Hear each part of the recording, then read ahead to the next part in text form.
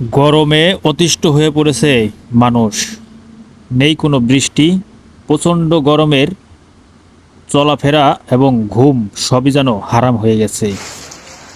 আজ পবিত্র শুক্রবার জুমার নামাজের পরেই শুরু হয় রহমতের বৃষ্টি। শিল্পনগরী গাজীপুরবাসী প্রচণ্ড গরমের মুখোমুখি, তাই আজকে এই রহমতের বৃষ্টি যেন হয়ে উঠেছে গাজীপুরবাসীর কাছে রহমতের এক ছোঁয়া।